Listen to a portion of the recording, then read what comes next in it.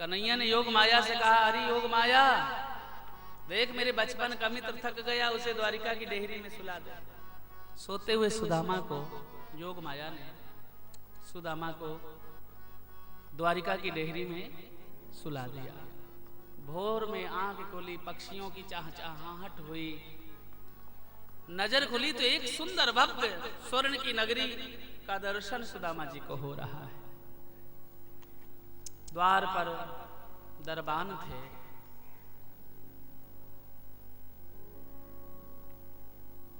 सुदामा जी जैसे द्वारिकाधीश के महल के समीप पहुंचे तो दरबानों को देख करके सुदामा जी ने कहा, भैया मैं कृष्ण का मित्र, मेरा नाम सुदामा है। द्वार खड़ो दूजे दुर्बल एको, चकी सोब सुधा अभिरामा। द्वार खड़ो दूजे दुर्बल एको, रहो चकी सोब सुधा अभिरामा। पूछत दीन दयाल को धाम, पूछत दीन दयाल को धाम, बतावत आपनो नाम सुदामा। पूछत दीन दयाल को धाम, बतावत आपनो नाम सुदामा। पूछत दीन दयाल को धाम, बतावत आपनो नाम सुदामा। जैसे द्वारपालों के समीप सुदामा जी पहुंचे, द्वारपालों ने पूछा, अरे ब्राह्मण देव आपका परिचय, आप कौन हैं? सुदामा ने कहा कि मैं बचपन का, मेरे कृष्ण के यानी द्वारिकाधीश के बचपन का मित्र, मेरा नाम सुदामा है। आप अपने द्वारिकाधीश से कहिए कि बचपन का मित्र ब्राह्मण सुदामा आया है। जैसे सुदामा ने कहा द्वारपालों से कि बचपन का मित्र सुदामा आया है, जाओ अपने प्राणनाथ से कहिए।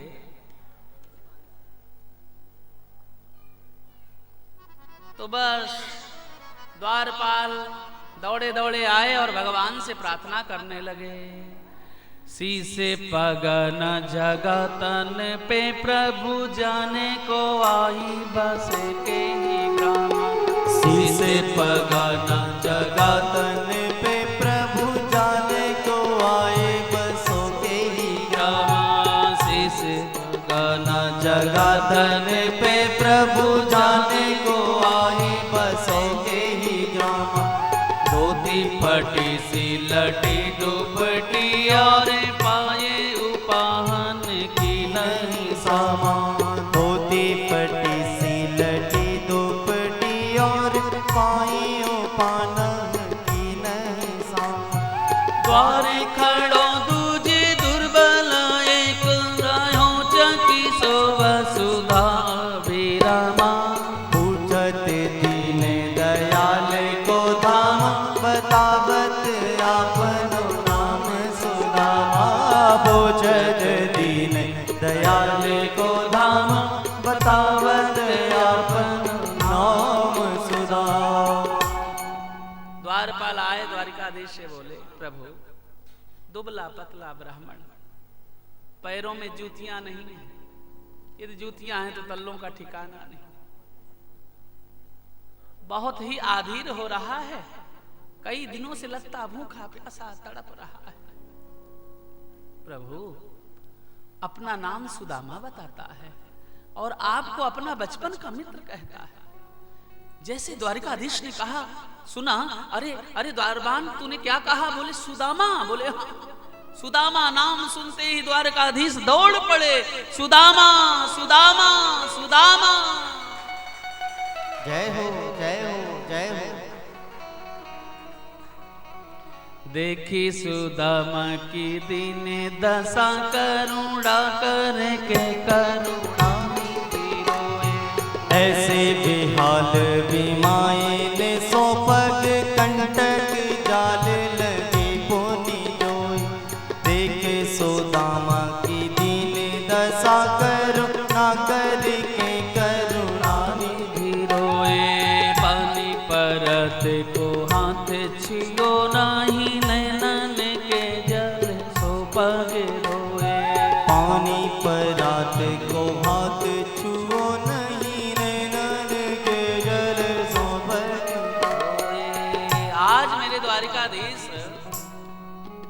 ऐसे दौड़े जैसे कि रुक्मणी के महल में जब बलराम भैया आते थे तो दौड़ पड़ते थे, भैया भैया भैया कहते हो। जैसे मेरे द्वारकाधीश दौड़े, गले से लिपटा लिया अपने बचपन के मित्र को। सुदामा जी को लेकर के कन्हैया आए, अपने सिंहासन पर आरूढ़ किया। सुदामा जी को लेकर के द्वारिकाधीश आए, सिंहासन पर आरूढ़ किया। रुक्मणी बड़ी आश्चर्यचकित रही। रुक्मणी ने सोचा ऐसा कौन सा व्यक्ति आ गया, ऐसा कौन सा मित्र आ गया जिसके कारण मैं पंखा जल रही थी। मेरे पंखे की तरफ ध्यान भी नहीं दिया, दौड़ पड़े मित्र से मिलने के लिए। जैसे ब्राह्मण देव को देखा, रुक्मणी ने कहा आइए आइए ब्राह्मण देव।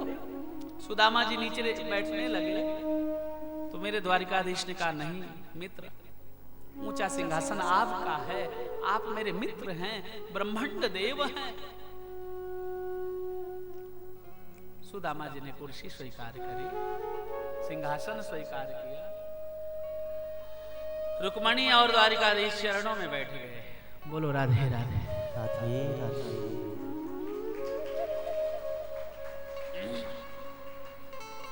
त्रिभुवन का मालिक, पूरे ब्रह्मांड का मालिक, 3 लोक 14 भुवन का मुखिया, मालिक, सम्राट, आज ब्राह्मण की साधना को देख करके अपना सिंहासन त्याग दिया, चरणों में बैठ गए। ब्रह्मांड देव आपने बड़ी कृपा करी। रुक्मणी आदि रानियों से कहा कन्हैया ने कि जाओ मेरे बचपन के मित्र आए हैं, इनके मुझे चरण पखारना है। चरण प्राक्षालन के लिए जल मंगवाया। रुक्मणी आदि जब जल लेने गई तो परात चरणों के नीचे रखा मेरे ठाकुर ने।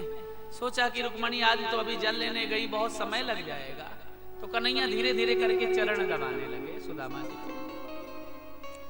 जैसे चरण दबा रहे तो पैरों में विवाइयां फटी थी, विवाइयों में कंटक छुपे थे। जैसे विवाइयों पैरों को दबाया तो कंटक अंदर प्रवेश कर गए। सुदामा बोले भैया कन्हैया रहन दे भैया, बहुत दुखे, पैर बहुत दुखे। जैसे बहुत दुखे सुदामा ने कहा तो कन्हैया ने कहा प्रभु मैं तो आपके चरणों की सेवा कर रहा हूं। तो विवाइयां फटी थी, कंटक कांटे अंदर चुभ गए थे, रुधिर बहने लगा चरणों से। कन्हैया ने हाथों को देखा तो थोड़ा थोड़ा रुधिर लग गया।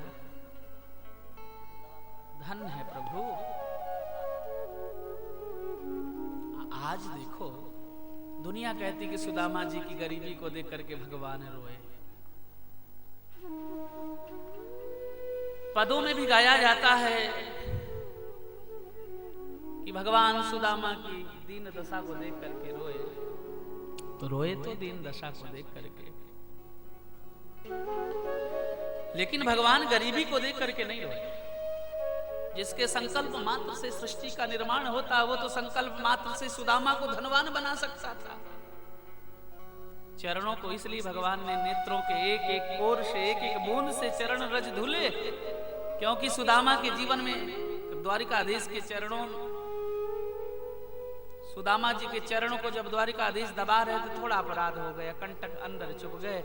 अब आप बताइए, कोई थका हुआ व्यक्ति दूर से आए, बीमारियां फटी हुई, उसको यदि नमक पानी करके गनगुना पानी दे दिया जाए कि भैया थोड़ा पैरों की सिकाई कर लो, आराम मिले। रुक्मणी आदि रानियां नहीं है। कन्हैया ने सोचा कि रुक्मणी को कब तक बुलाऊं, अभी तो वो जल भरने गई। आज मेरे ठाकुर करुणा के स्वरूप आंखों से अश्रु बह रहे, एक एक बूंद जहां जहां बीमारियां फटी कोर से एक एक बूंद टपका देते हैं। सुदामा के पैरों की सिकाई कर रहे हैं। दुनिया कहती सुदामा गरीब थे इसलिए भगवान रोए। अरे भैया, अनंत अनंत आकाश, अनंत अनंत सृष्टि का निर्माण करने वाला संकल्प मात्र से सब कुछ दे सकता है। कि पानी परत को हाथ छियो नहीं, नैनन के जल सोपत। पानी परत को हाथ छियो नहीं, नैनन के जल सोपत। ये पद को आप सुनिए, इस पद में क्या लिखा है कि सुदामा जी के चरण धुलते समय कन्हैया ने पानी को हाथ नहीं लगाया। तो फिर कैसे चरण धुले? बोले अपने आंखों के आंसुओं से, क्योंकि जो दुख के आंसू होते हैं वो गर्म आंसू तो गर्म होते ही हैं, और आंसू थोड़े खारे भी होते हैं।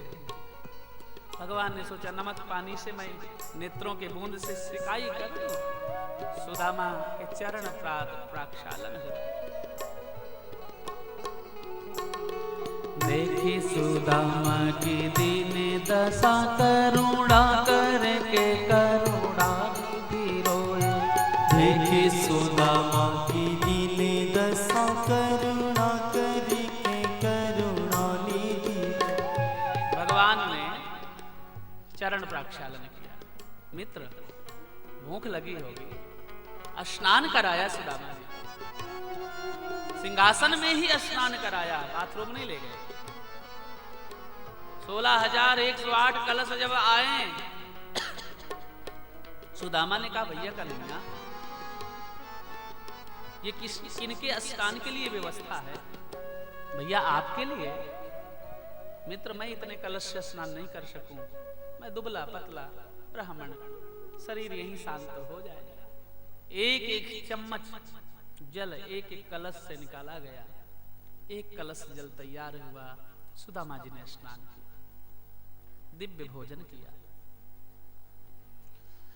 रुक्मणी भोजन परोस रही, कन्हैया पंखा जल रहे हैं और बात भी करते जा रहे। मित्र, ये बताओ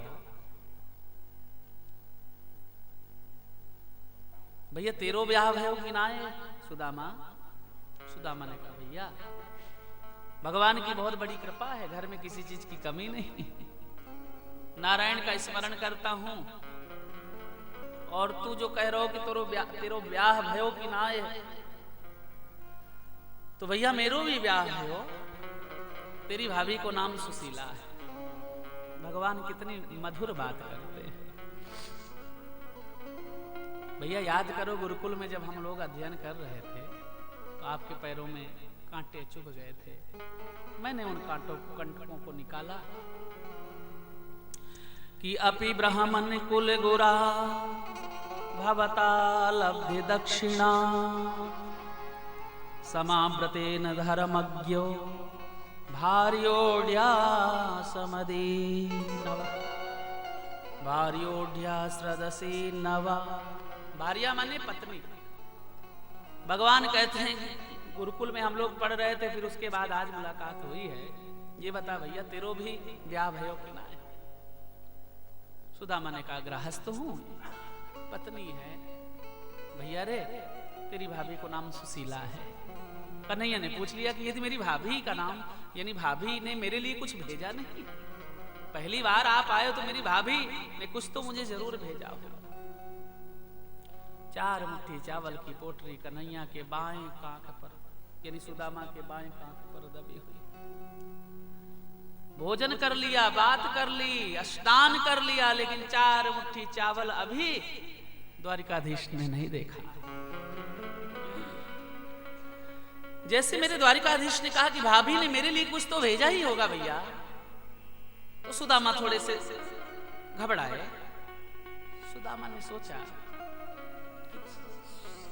स्वर्ण की नगरी है, कंचन महल है, फटी धोती में 4 मुट्ठी चावल दूंगा तो कहीं मेरे मित्र का अपमान ना हो जाए, इसलिए छुपा करके रखते। कन्हैया की दृष्टि गई, बोले भैया रे तेरी ये कांख काहे को खोली भई है? जैसे दृष्टि गई तो चावल की पोटली को आज मेरे द्वारिकाधीश ने सुदामा जी से छीन लिया। भैया मेरी अमानत है, मेरी भाभी ने मुझे कुछ दिया है। 4 मुट्ठी चावल की पोटली को छीना, पोटली खोली। जैसे पोटली खोली तो 1 मुट्ठी चावल, सुदामा के चावल काना, सुदामा के चावल काना,